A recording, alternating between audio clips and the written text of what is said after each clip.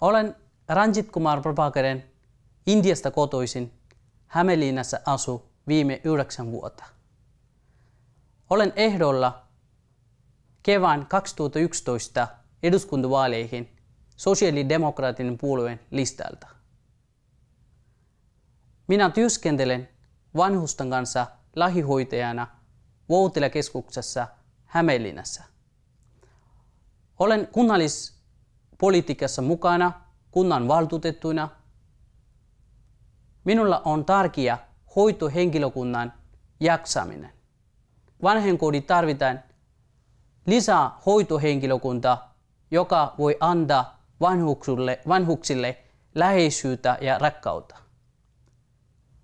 Vanhukset ei kaipaa paljon materiaalia, paljon muita juttuja hyvinvointiasioihin. Vanhukset kaipaa läheisyyttä ja aikaa. Euroopan unionin direktiivi on antanut ohjeet vuodessa 60 päivää lehmiä pitää ulkoiluttaa. Minä haluan, jokainen ihminen pitää mennä ulkona joka päivä. Äänestää superilaisia.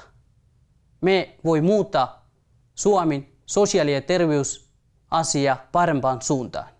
Kiitoksia teille äänestäjät.